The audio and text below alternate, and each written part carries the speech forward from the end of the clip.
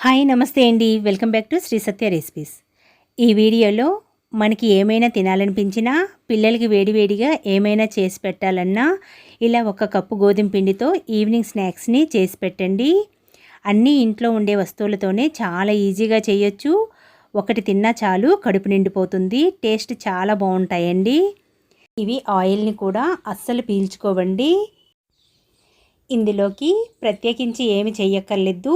పెద్దవాళ్ళైతే టీతో పాటుగా, అదే పిల్లలకైతే టమాటో కచప్తో పెట్టండి, చాలా ఇష్టంగా తింటారు.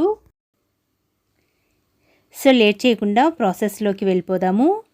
గిన్నెలోకి ఒక కప్పు గోధుమ పిండిని వేసి 2 టేబుల్ స్పూన్ ఉప్మా రవ్వని వేసుకోవాలి. సుజీ రవ్వండి. ఇలా వేయటం వల్ల స్నాక్స్ క్రిస్పీగా చాలా బాగుంటాయి. సాఫ్ట్గా కావాలి అనుకుంటే రవ్వని స్కిప్ చేయండి. సుజీ రవ్వని వేసి టేస్ట్కి తగినంత సాల్ట్ని వేసుకోవాలి. 1 టేబుల్ స్పూన్ ఆయిల్ వేసి ఒకసారి కలిపి, ఇప్పుడు కొద్దిగా వాటర్ని వేసుకుంటూ పూరి పిండిలాగా కలుపుకోవాలి. ఇలా పిండిని కలిపిన తర్వాత పైన 1 టీ స్పూన్ ఆయిల్ వేయండి.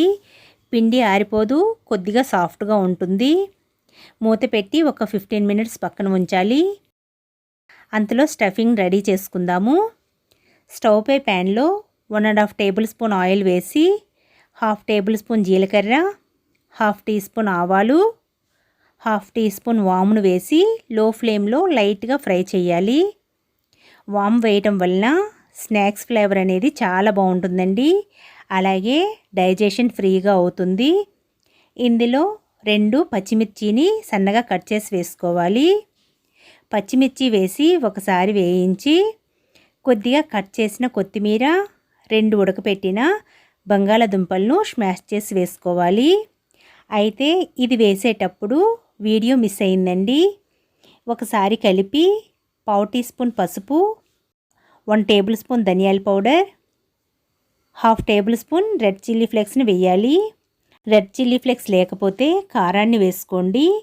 1/2 teaspoon garam masala powder, 1/2 teaspoon chaat masala పౌడర్ని వేసుకోవాలి. ఉంటే వేసుకోండి, లేకపోతే స్కిప్ చేయండి. 1/2 టీ స్పూన్ సాల్ట్ని వేసి లో ఫ్లేమ్లోనే 1 మినిట్ ఫ్రై చేసి, ఇలా ఫ్రై చేసిన తర్వాత పూర్తిగా చల్లారిన తర్వాత 1 టేబుల్ స్పూన్ నిమ్మరసాన్ని వేసుకోవాలండి. అదే నిమ్మరసాన్ని వేడి మీద వేస్తే కొద్దిగా చిరుచేదు వస్తుంది. కాబట్టి నిమ్మరసాన్ని పూర్తిగా చల్లారిన తర్వాతే వేయండి. నిమ్మరసాన్ని వేసి అంతా ఒకసారి కలిపి పక్కన పెట్టి, ఒకసారి మళ్ళీ పిండినంతా కలిపి పూరి సైజ్ అంత ముద్దల్ని తీసుకొని ప్రెస్ చేసుకుంటూ ఇలా గుంటలాగా నొక్కి తయారు చేసిన బంగాళదుంప మిశ్రమాన్ని చిన్న ముద్ద తీసుకొని ఇందులో పెట్టి స్లోగా క్లోజ్ చేయాలి. క్లోజ్ చేసిన తర్వాత ప్రెస్ చేసి ప్లేట్లో పెట్టుకోవాలి. మీ అందరికీ ఒక రిక్వెస్ట్ అండి, ఈ వీడియో నచ్చినట్లయితే ఒక్క లైక్ ఇవ్వడం మర్చిపోకండి. ఇలానే మిగిలినవి అన్నీ కూడా రెడీ చేసి ప్లేట్లో పెట్టుకోవాలి. స్టవ్ పై ప్యాన్లో ఆయిల్ వేయాలి. అయితే డీప్ ఫ్రై చేసే అంత ఆయిల్ అవసరం లేదు. ఇలా కొద్దిగా ఆయిల్ వేసుకుంటే సరిపోతుంది. ఆయిల్ మీడియం హీట్ అయ్యాక వీటిలో ఎన్ని పడితే అన్ని వేయాలి. హీట్ని లో ఫ్లేమ్లోనే ఉంచి వేయించుకోవాలి. ఇవి వేగటానికి కనీసం 10 మినిట్స్ అయినా పడుతుంది. ఇలా స్లోగా వేయించడం వల్ల ఈ స్నాక్స్ అనేవి క్రిస్పీగా ఉంటాయండి. ఒకవైపు కొద్దిగా వేగిన తర్వాత రెండో వైపుకు తిప్పుకోవాలి. ఇలానే 2 వైపులు తిప్పుకుంటూ వేయించుకోవాలి. అప్పుడే మనకి ఈ స్నాక్స్ బాగా వేగుతాయి. సో ఇలా 2 వైపులు వేగిన తర్వాత తీసేయాలి. ఈ స్నాక్స్ ఆయిల్ కూడా ఎక్కువగా పీల్చుకోవు.